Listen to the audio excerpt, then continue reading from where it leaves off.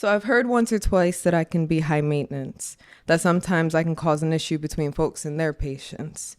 I'm fairly sensitive and it's unnatural to put emotions on block, but eventually I started listening to my words like the ticks on an analog clock. I know I'm an adult and I've been learning to control my temper, but it's always been hard ever since I could remember. No one ever asks, "Are you all right?" They hear what they think is an attitude slip past my lips and assume I'm trying to cause a fight. Of course I'm not. I just don't quite know how to balance tone of voice, especially with frustration or anger. Once my fight or flight goes off, my anxious mind thinks I'm in danger. But saying I'm high maintenance is coming from the same people that claim they know me, the same people who I thought I could show all of myself to thoroughly, the same people that expect me to just sit there when they react, the same people that look at me for guidance to get their feelings back on track. Because whenever it's anyone other than me getting hype, it's accepted. But when I speak up, like always, my feelings get labeled as aggressive. What folks fail to realize is that when they don't stress me out, I'm honestly as sweet as can be. I try to show my love through things that I hope that people will see. But I'm an empath, y'all. It's hard out here for real.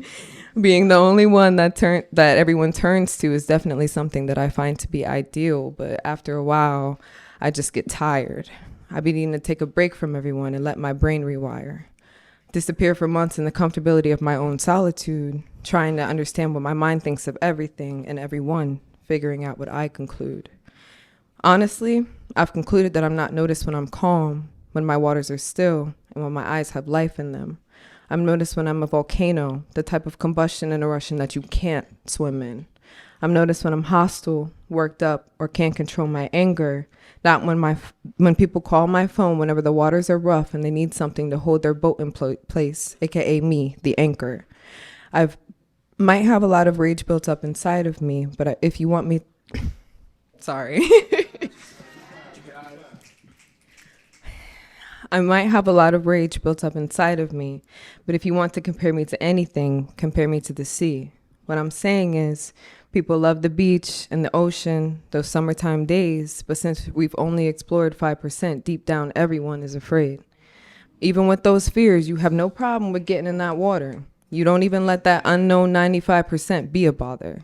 Folks be the type to disrespect you in public and apologize in private. Best believe after that sorry apology, all of our lines of communication will go silent. You'll be left alone, drowning in the own pains of your own problems, looking for my energy to borrow. And in your time of need, I won't have a life jacket for you. Definitely not in your time of sorrow.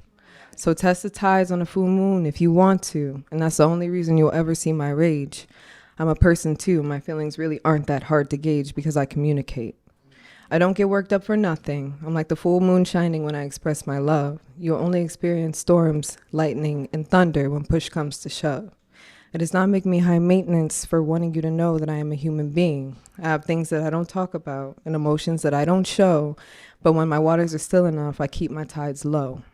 So again, I am not high maintenance. I am the definition of the sea, and the sea is me, meaning I've given you access to 5% of me, and that other 95%, that's your responsibility.